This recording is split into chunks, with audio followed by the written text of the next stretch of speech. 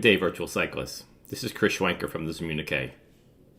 I must admit, now that we're through the month of March, it was a really rewarding and fulfilling month for the Zom and virtual cycling in general.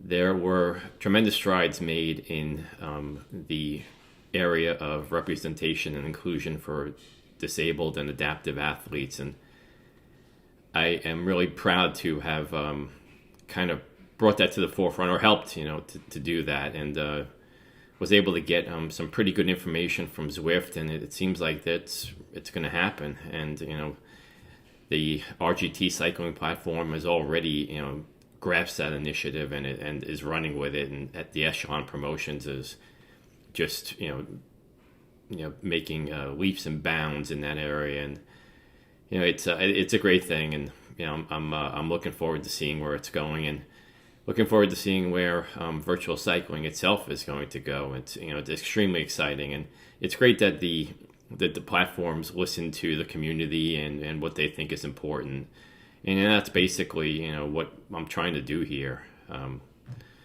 So let's go forward, and I appreciate all the support. Got a couple great articles this week. I'm going to have an e-racer interview with Zach Nair. He's a really dynamic personality in the virtual cycling community. In addition to being a tremendous talent, he's also a freelance writer and a coach, and somebody I admire very much.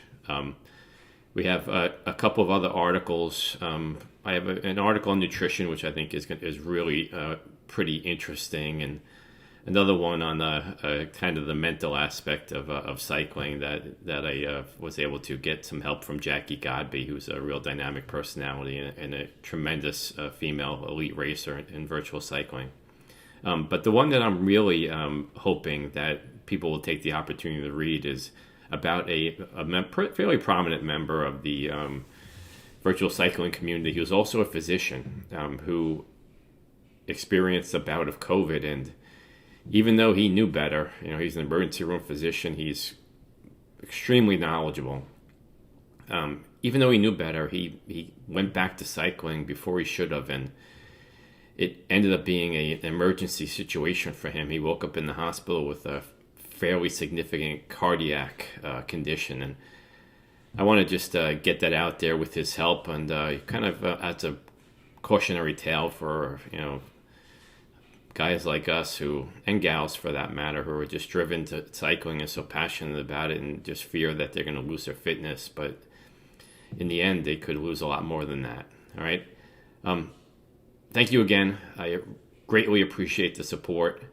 I was recently highlighted on a podcast by the members of 303 Endurance. They're a great group of guys, and had the opportunity to kind of explain the reason why I do this, and to speak about the Dirt Dad Fund, and how the ZOMbeez is really just a way to raise awareness for the Dirt Dad Fund.